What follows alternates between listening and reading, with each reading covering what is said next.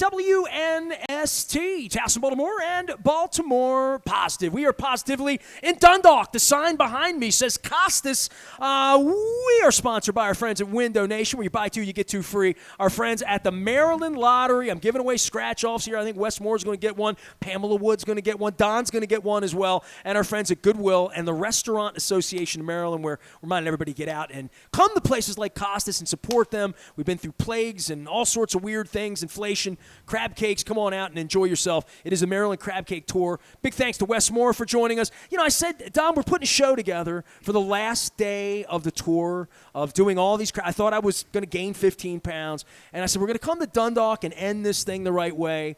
We have the next governor. We have this serious political reporter, Pamela Wood from the Baltimore Banner, formerly the Baltimore Sun, and Mickey Coachella's having a crab cake with the next governor. It's called diversity. Yeah, Dundalk is a diverse place. So when it came time to invite Pamela Wood here onto the show, we're having a crab feast Mako time together, and I said, hey, I want to have you on the show. Where are you doing the show? I said, I'm doing it in Dundalk and Costa. She's like, oh, I want to come and do that one. So how are you? Thanks for coming over. Oh, thanks for having me. I'm doing great. Well, you were at Mako. I was at Mako. Don, you don't go to Mako anymore. You don't drink enough for Mako,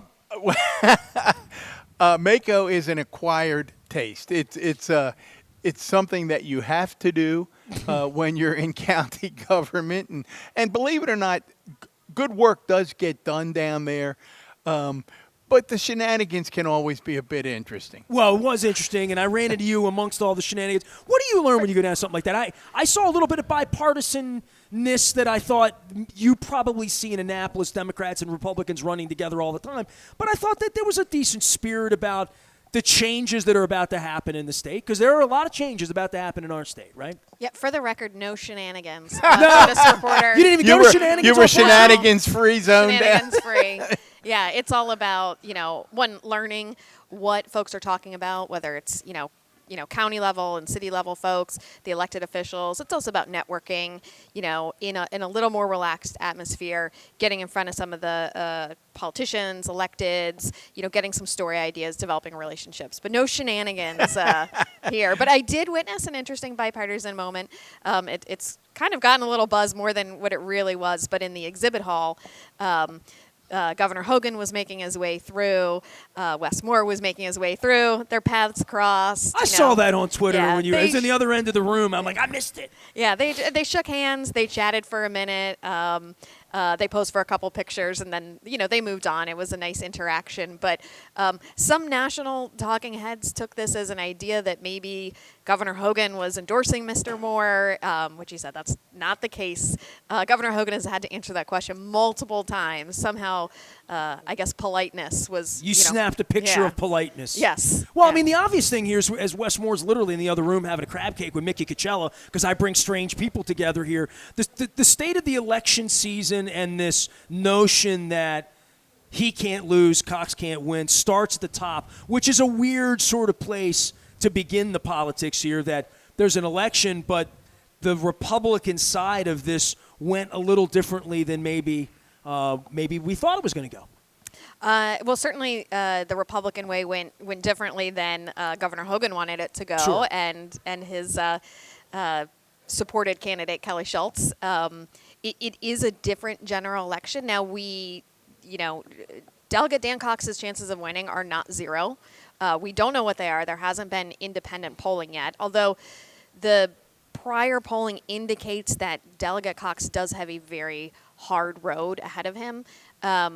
We at the Baltimore Banner, in partnership with Goucher College, did a poll before the primary, and in that poll we asked Democrats, would you consider maybe voting for Kelly Schultz, or would you consider maybe voting for Dan Cox in the general to gauge it? And something like north of 80% of Democratic voters we polled said, no way, I won't even consider Dan Cox. Now that's a problem, because if you're a Republican in Maryland, you have to win over all the Republicans, a lot of the independent, unaffiliated voters, and you have to knock off maybe 25-30% of the Democrats. So if you're talking about Hogan's path to victory, that's how right? That's how Larry Hogan did it. That's how Kelly Schultz was hoping to do it, and she had enough. When we polled, there was something like 35% of Democrats said, yeah, okay, I'd give her a look. I'd consider her. And those but, are the same yeah, 35% who probably voted for Hogan. Larry Hogan. Sure. Correct. Dan Cox didn't have that open-mindedness of Democrats. So now that was back in June. We'll see.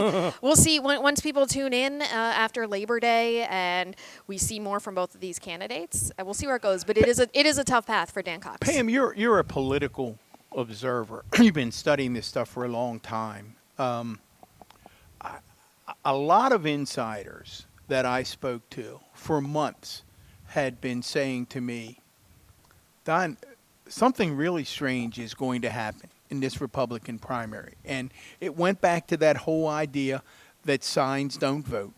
But if you drove around this state for the past 6 months, you basically saw no Schultz signs and Cox signs everywhere. You saw Cox signs all over the state. Especially on back roads. Right, that's what I mean. I got off of 50 a lot this last month. I'm still seeing Tharu Vignarajah signs. Right. There's still signs everywhere. Nobody takes their signs down. You saw a bunch of Cox signs, and they kept saying something is happening in the Republican primary. If you were to sit down and write an analysis of that race, what's your take as to what led Republicans to elect two at the top of their ticket, Dan Cox and Michael Peruka, two by any measure, I don't think this is even partisan, very extreme members of the MAGA movement. What prompted Maryland Republicans to go that way? Yeah, well, I think you hit it there. The MAGA movement, Donald Trump, who, former President Trump, wildly unpopular in general in Maryland, but very popular among Republican voters. I believe he polls better among Republicans than Governor Larry Hogan does in this state.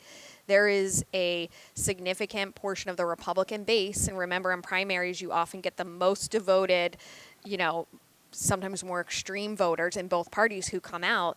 They got excited by Dan Cox and it being endorsed by Donald Trump and, being MAGA all the way, whereas perhaps, Kelly Schultz didn't excite her base. It seems to me that there's a divided Republican Party, but this, primary election showed us that the weight of the party is more the MAGA Trump wing than the Hogan wing, it seems.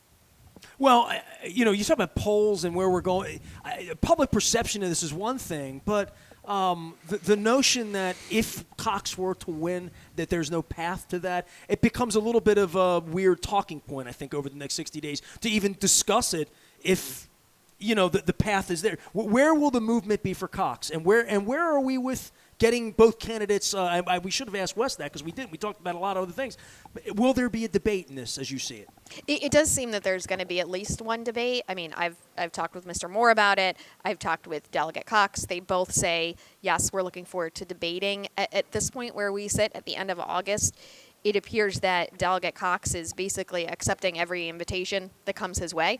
And believe me, there are plenty of invitations going out to both campaigns from the TV stations, nonprofit organizations, academic organizations. Everybody wants to host a debate or forum. Dan Cox is saying yes to a lot of them. The Moore campaign seems to be taking their time and weighing their options. I'm trying to figure out where the benefit for the Moore campaign is in this particular case, but then there's the accountability of doing it, right? Yeah, well, that's the accountability is one thing. I mean, I wrote an article recently about this, and it's a bad look if candidates don't debate. They look like they're dodging. That's what political analysts told me, and that just makes common sense as well. And the Moore campaign says they want to go up there and show the contrast that they have to Dan Cox, and they want voters to be able to see how different they are. It doesn't seem likely that they're going to do a whole host of them. I'm not sure how many we'll see, but political experts told me as well that people who are believed to be front runners often want to debate less because they don't want to, lift up their opponent. They maybe don't want to introduce opportunity for mistakes on stage. So, but at this point, Delegate Cox says, makes a claim that, Wes Moore is dodging debates, but that doesn't seem to be accurate at all because the Moore campaign is very clear that they're going to debate, they're weighing which ones they're going to pick. Pam, as you I want to talk at some point. I want to talk about the banner and what's been. How many months now? We launched in the middle of June Okay, officially, okay. so a little 3 months. Yeah. What's that been like? I mean, I always equated. You all were like the first day of school kids, when I was there at the Well, it's been at the fun to grand watch. opening. I mean, it was like maybe all the the new newsroom, all the it's kids like- were there, and we had a new school, and we had a new principal, and it was pretty. So, what's it been like with a startup? It's been really exciting, actually. I find myself reinvigorated as a journalist, newly excited about my work. By the way, that shows. Yeah. In Thank you, all of you. It shows in all of you. It's standing ovation, really. I mean, it's beautiful. Yeah, it's great. We've brought together this really interesting team. We have folks who are longtime Baltimore area reporters, people who are coming back to Maryland and Baltimore, some people from out of town, which is great because they bring new perspectives. We have, our editor, Kimi Yoshino, who is a fantastic editor, came to us from the LA Times, and she's a lifelong Californian, and she asks often, well, why is this that way? Why do things work this way? And you go, oh, well, you know what? We should look into that. It's the way we've always done it. Exactly. But why have we always done it that way in Baltimore, in Maryland? So we have this really interesting group, and I'm, meeting new colleagues, and it's a really collaborative environment. The journalists were really listened to a lot, and we have a hand in shaping this new thing, and we're still figuring it out as we go. Well, but it's been fun. Yeah, let me talk about that point, because that's. And again, if you're not subscribing to the Baltimore Banner, I hope you will do so. Get your 25% off on the annual deal. Absolutely, it's a great read every day. Here's my take so far, and you can push back if you want. Others have suggested this to me. You guys, I haven't kept track, but you've broken your whole team down there. It's broken a fair amount of stories. You've been before first. they were even an entity. Oh, they've been first on a number of. Just this morning again, Justin Fenton was first on this story about these funds being unused. Well, you and Fenton were breaking stories. You didn't have a website to put it on. Right. Yeah, that's Literally, right. That's true. Yeah, before we launched, we were emailing out stories to people. So Yes. you've been breaking stories. So what people say to me is, the banner appears to have nailed so far the pop culture part of it.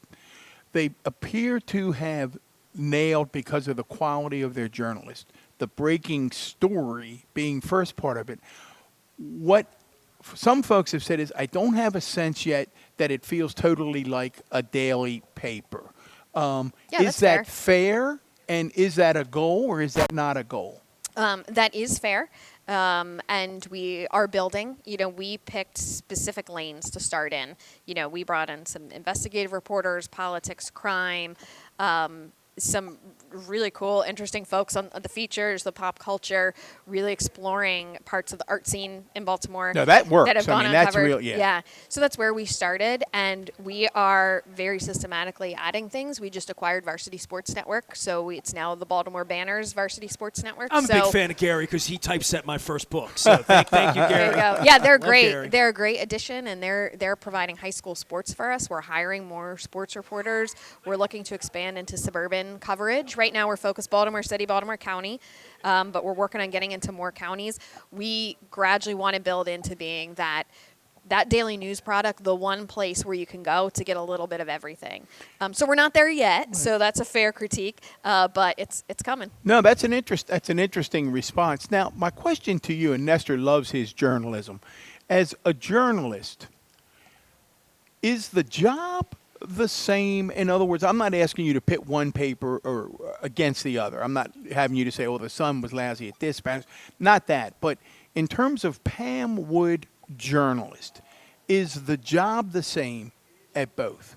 The job is similar. It's a little different. One thing we've done at the Baltimore Banner is we're very intentional about our community and our audience and what are their needs and how are we trying to fill their information gaps and how are we trying to be useful. And we actually did an exercise among our politics team looking at elections and who are we serving and how are we serving them? What kinds of stories are worth doing and what ones are like, you know what, we don't need to spend a lot of time on that because that doesn't help our readers. And we came up with, a mission that essentially is to help voters feel informed and empowered as they go to the polls. So when I'm thinking about doing a story about politics and about the campaigns in particular, is this story serving that mission to inform and empower voters? Is this helping someone make their own decision? And that's a little bit different. Instead of this is how we do it, we're thinking more, should this be how we do it, or what do we do? So that's a little different. Another thing that's different is I don't have to worry about the print deadline. Right. Right, in sure. the evening. Yeah. Right. Which I love a print newspaper. I still subscribe to the Sun. I love it. But it's nice as a journalist not to have to, get a story out just because you have to. And you're not limited by words, right? Or are you? Yeah, That's a great question. I mean, it's a great question. It's an interesting. I hadn't thought about. I still think of writing a column as like it's 20 inches, 25 inches. That's right. Right. Like that's how I think about it. I don't even know how many words 20 inches that's is. What I'm thinking. I just think 12-point column. Yeah. I'm 18 years old again with a pica pole. So we don't have a technical limitation, right? It's not like there's only so much space on the printed paper. You could go forever, but does that serve our readers? Does somebody want to read 3,000 words about campaign finance reports? No. That's ProPublica.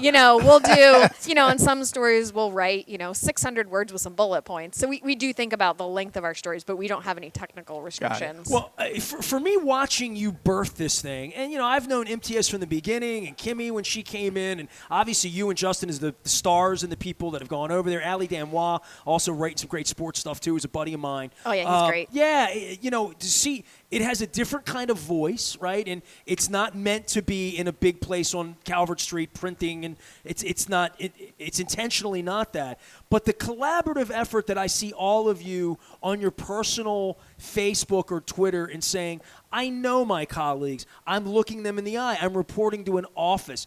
I don't know that I want to be rolling down to the Inner Harbor 5 days a week, but you're out on the balcony and the drum kits are out there and you're putting drumline videos up, or Fenton's trying to save a dog that jumps in the water. I mean, I see you doing like these harbor things. Makes me wish I still lived down at the harbor, but to go into a room with other people, Mueller's always romanticized all the president's men and like how it really was when I got a job at the paper and I was 17 years old. He's like, what's it like in the paper? I'm like, dude, not what you think it's like. It's not what I saw in the movies. And I don't think it's like what I see in the movies, but it's definitely different than the way any other newsroom would be, and it's intentional in what you're trying to do, that they drag you down to the power plant several days a week and y'all kind of hang out, even after a plague where we're all trying to say, are we going to bring people together collaboratively? I think it's essential to what you're doing, and it's very obvious to me. Yeah, it really is, and Imtiaz, our CEO, made a point of that. We're building this new thing. We're creating a new team. We need to be present together to get to know each other, to build our trust with each other, to achieve these goals. So that's been intentional. You can't build trust on Twitter, really? Yeah. I mean, it's just, during the pandemic, there was a lot of, working from home, and there's great conveniences to that, and collaborating with colleagues. I was collaborating with colleagues I've known for years, but then sometimes, new people get hired and you've never met them in person, and it's, everybody has that. Every workplace has that challenge, but a newsroom is a special place. I've loved it going back to being a high school reporter for my high school paper. Love being in a newsroom, although, I always say news doesn't happen in a newsroom.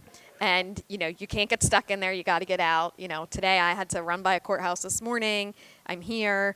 I'm heading down to Annapolis. This will be the best place afternoon. you've been all day. Yeah. Dundalk for a crab cake of I love Dundalk. Pamela Woods here. Hey, you signed up. I mean, I offered to bring it. Oh, you're in Anne Arundel County, is where you live, right? I am in Anne Arundel County, but I married into a Dundalk family, so There I you know go. I know Costa's well. I've been here many married times. up She's one of my been people. here. Yeah, Well- is there anything prettier than coming across the Key Bridge? I took No. the Key Bridge the other No. day for the first time in 10 years because I just don't take the Key Bridge that often, right? And I was going over to Stony Creek for a crab cake, and I took the Key Bridge right down here, went past where my dad worked, and saw what all the cool Trade Point building. It's incredible. Man, I got up on that bridge and I looked at the city and I'm like, wow. Well, so when you live It's there, cool. you do it a little more often than I do, right? Oh yeah. I'm back and forth over the Key Bridge all the time. Yeah. Fascinating. It's interesting how we go around here. One of the first things I did as the principal of Sparrows Point Middle was, coming from Catonsville you across came that bridge across every every day. day. And one of the first things I said to the staff was, we've got to get up there both in the morning and at the end of the day and get some photos, because you're right, it's some of the most spectacular vistas in the entire I went across state it at about 1 how o'clock in beautiful the it afternoon looks. on a Saturday, and there was nobody on it. It's beautiful. It feels like nobody uses the. I mean, in some weird way, and when you don't use it and you go there, I've been using the Harbor Tunnel again Right. too. You know, but things that when you move to the North County, you traverse differently. Pamela Wood is here. She's at the Baltimore Banner. We're at Costa. It's all brought to you by our friends at Window Nation, our friends at the Maryland Lottery. We're giving these away. This is the end for the Show Me 10,000. We're going to be showing some Ravens tickets soon. Goodwill Industries, putting jobs together. And, of course, the Restaurant Association of Maryland. And reminding you, Restaurant Week, I had Marshall Weston out last week. I was at Rock Salt in Westminster last week. Eldersburg with Dante Liberatore. Great guest, John Maroon. Go check that out. So, Don, you want to get into the political thing Well, with I her. want to ask, Annapolis is political, well, certainly Annapolis stories. I guess one of my questions is, and Pam, you've been doing this a long time now, so nobody has more sources or in many ways more foresight. So on the Pam Wood whiteboard, stories to pay attention to in the next few months. What are some of those stories on the Pam Wood whiteboard? Well, obviously, we have the election coming up. That's a no-brainer. And then with the election comes transition.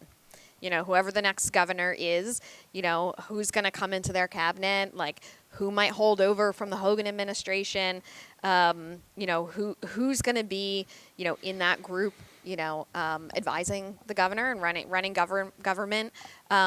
What is the General Assembly going to do with there being a chance of having a Democratic governor after 8 years of Governor Larry Hogan? You know, what are they going to try and advance now that they have, you know, less opposition from the second floor? And also Governor Hogan, where's he going to go? What's he going to do? Is he going to run for president in 2024? You know, where do his people go? You know, what's his future in the Republican Party? Well, let's start with the middle one, because I think that's one that a lot of folks are going to have their eyes on. The dynamics in the General Assembly and how they change. Now, again, a lot can unfold, and as you said, nobody says Dan Cox can't win. We don't think he will, but in politics, who knows, right? But let's assume for a moment it's a Moore-Miller administration. What are you looking for in the General Assembly to get some signals as to how this relationship might go? Yeah, I think, first of all, there's a mistaken belief that if you have a Democratic governor and Democratic-led legislature, that they're all going to just, you know, push through very liberal, progressive You're going to get ideas. everything you want, right? You're going to get everything you want, right? And, you know, that was Kelly Schultz's argument in the Republican primary. She would say, I'm the only one standing in the way of one-party control in Annapolis. And that's correct, but Democrats disagree as well. And there were times I remember in Governor O'Malley's administration where he would fight with Speaker Mike Bush and Senate President Mike Miller. There was one year where they... Two strong-willed cats there, right? Yes. Yeah. I mean... They thought they were the governor when he got elected, right? Literally, right? There was definitely, you know, some power at play. And one year they adjourned the annual session without a proper budget. Right. Like, Democrats find ways to disagree about things. And there's tension within the Democratic Party with the more left progressive wing, you know, really pushing, and then a little more of a, you know, not quite centrist, but less left. Which you know, is probably where Yeah. a Governor Moore will fall. I mean, I think Correct. Politico and analysts would say Wes Moore is going to fall in that, whether you call it centrist, but a guy who's been pretty clear in every forum that we've had and around the state that I'm here to represent everyone. I'm not just a Democratic governor. I'm the governor of the state. So there could be this little push-pull, right, between a centrist Wes Moore and some of the more progressive members of the General Assembly. Yeah, and that would be a different push-pull than what we saw over the last 8 years. And it's a different push-pull than what we would see should Dan Cox get elected. So, and what I have to do as a reporter is look at the dynamic and translate into how does that matter for my readers, for folks in Baltimore area, not just you know, politics for the sake of politics and egos, but what does this mean for advancing legislation? Like Wes Moore talks about accelerating the minimum wage increase that's already on the books. So, okay, how does he make that happen if he's governor? Or, you know, any number of his priorities or the legislature's priorities, I have to make it relevant to how it might affect, your daily life. Yeah, I've covered sports all these years, right? And I look at this, and we were talking about Mako a little bit. I look at this as like the beginning of a new administration. Like if the Ravens, well, Mike Elias on your baseball side, I'll let you guys get on baseball, but just building it completely differently. And maybe baseball's a great example of that because the Ravens never change anything, right? It's always the same with them. But for this administration and for all the change that's going to happen in Annapolis, it's exciting for you, right? I mean, you talk about being re-energized with your brand and your change and moving the banner. There's about to be a lot of things for you to cover, right? And a lot of things to be debated in the public forum for the state. Not at the federal level or Roe v. Wade or any of that, but at the state level, all of that will be in play as well with new voices, new bodies, new ideologies really coming in. No matter what, it's going to change. Yeah, and there's going to be some new power players in Annapolis. I mean, I would expect that Speaker Adrian Jones and President Bill Ferguson will get reelected to their positions, most likely. But there's going to be some new, committee chairs, new delegation chairs, new people maybe having a say. And they have a lot on their plate. Marijuana legalization is on the ballot this fall, and polling shows that that's likely to pass. But there's a million details to work out on that. Transportation, should Wes Moore get elected? Does he look again at the Red Line, project in Baltimore, and what does that look like? And there's a lot coming down the pike, and it is exciting for journalists because it's new challenge for us. I've heard Delegate Sandy Rosenberg, for example, who's been a leader on women's reproductive rights for a long time. Oh yeah, that's in another Annapolis. big issue. And he has indicated to a number of folks that given the Dobbs decision, Maryland has to take a hard look again to make sure that it's as protected as it can be going forward, given that we don't know what's going to happen on the national landscape. Yeah, and one thing that's been considered in the past but hasn't gone forward is putting the guarantee of a right to reproductive health care choice in the state constitution. Which appears to be on. an idea that's catching on across the nation, right? That appears to be the next move for folks who are really supportive of women's reproductive rights, is to look to protect against a federal ban by enshrining it in state. So you think that may be something that they'll be looking at in the General Assembly? Yeah, I mean, they've looked at it in the past. I mean, ever since President Trump got elected, I wrote about this as far back as, 2017, 2018. It was considered the late Speaker Bush. This was one of his issues he wanted, and there are various factors. It's been proposed and shot down. It came back this year and it didn't get passed. So will we see that again? Because I think some advocates of abortion access, maybe they didn't think it was ever going to come, the Dobbs decision, and then when it comes, then that's a new motivation.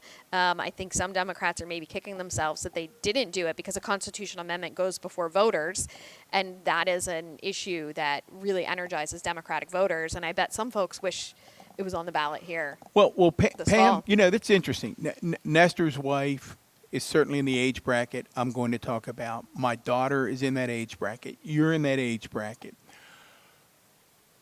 I've had this belief, whether it's right or wrong, for a number of years, that one of the things that kept women's reproductive rights from energizing Democratic voters as much as Democrats would have liked was the fact that young ladies like my daughter, who's almost 50 years old, never grew up in a world without Roe. So therefore, it's protected. It's Roe.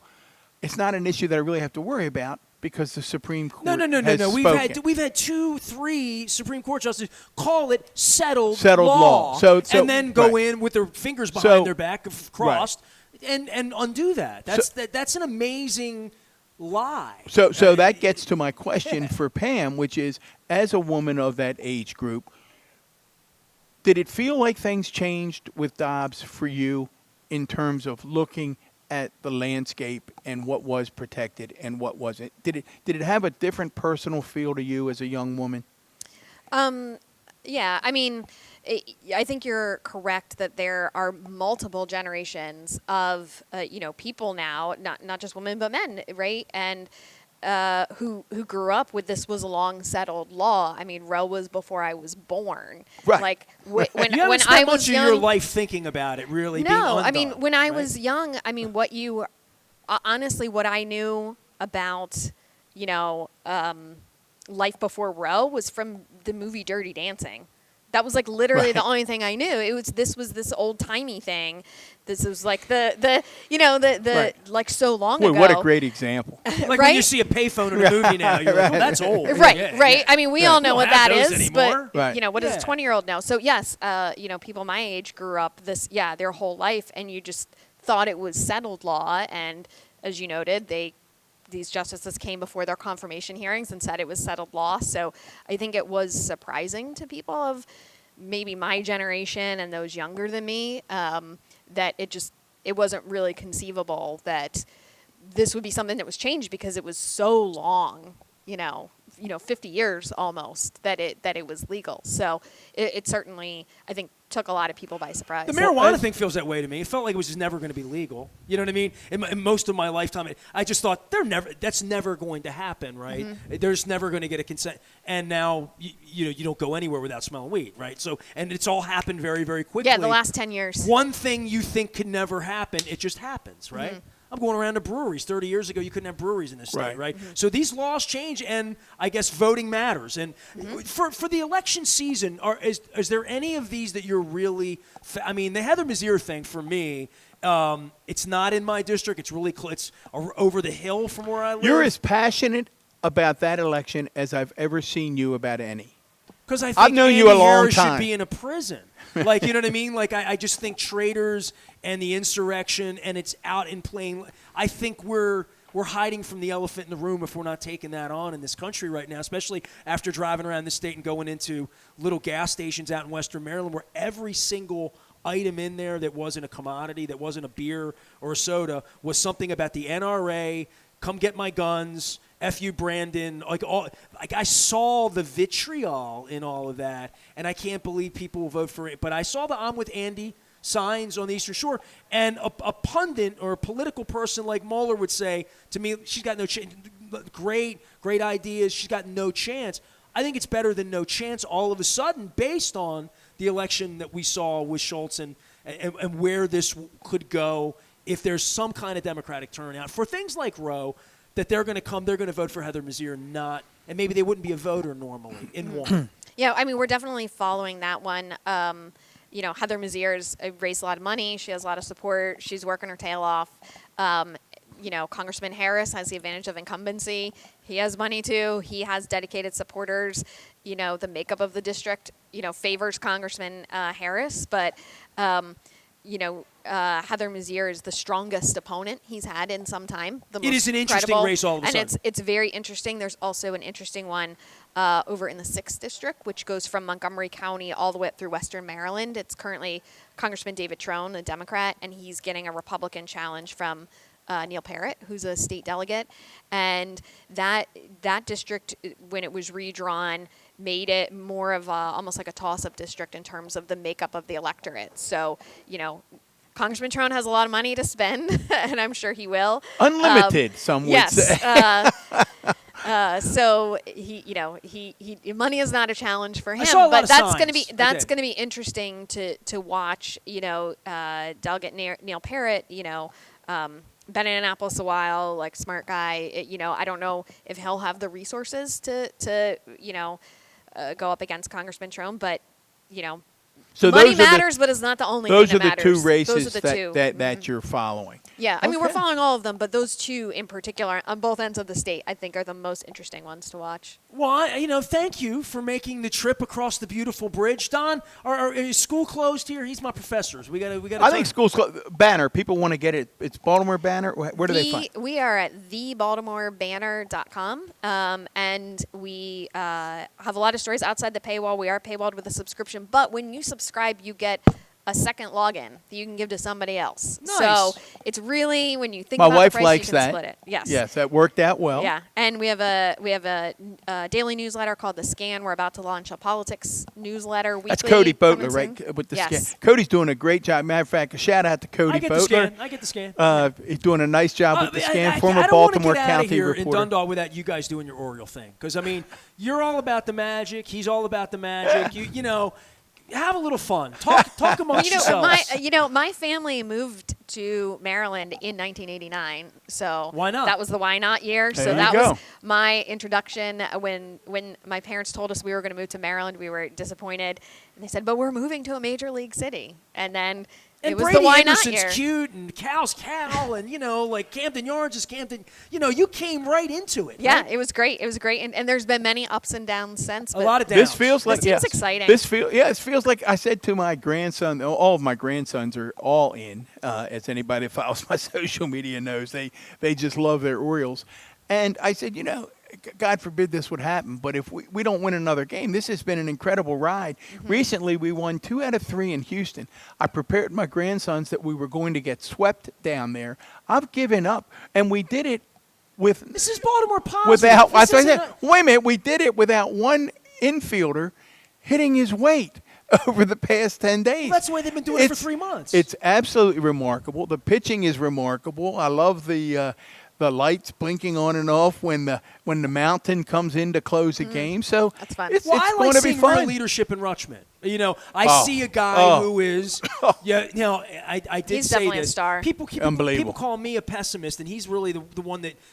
But I saw they had 3 number 1 picks at one point. They had Holiday, who's down in Delmarva now, Mm-hmm. Aberdeen, right, and Ben McDonald. And I said, you really got to stink to get 1-1s. You know what I mean? Right. Something really bad happens, but out of that comes the flower of having maybe a generational player. This kid, if you watched this kid 24, 25, whatever he is, if you watch him at the Little League World Classic, I saw that. That yeah. was it. I mean, going out there, going down on the the cardboard down the hill with the kids, It's like he went to asking the Cal kids, Ripken school, right? asking A the little bit, right? he's got it. Oh, I call him. They jokingly refer to him as Captain America, and that is what he is. And if Gunnar Henderson is 90% of that, and just recently we see Colton Cowser's already made it to AAA. He's hitting 350 in Bowie. So I think there are good things ahead. And I'm gonna. So here's how I know I care. I don't know about Pam. I know I care now. When my stomach's in a knot, if it's in the 8th inning and it's hanging on, I'm hanging on every pitch. It's been 4 or 5 years since I hung on every pitch. So this is good stuff. Keeping him up late. Don Moeller, former Baltimore County executive. The great Pamela Wood from the Baltimore Banner. Follow her and make sure you're subscribing as well. People are filing into Costas here on the Maryland Crab Cake Tour, and I realize it's because Mickey Coachella's here. We're going to start smelling some crabs very soon. Mickey's going to be coming over and practicing his unique brand of comedy. Moeller's apparently sticking around for this, so we can't work blue. But we'll have some fun. Thank you very much. It was really nice to see you down in OC. see you. And love following your work, love your professionalism.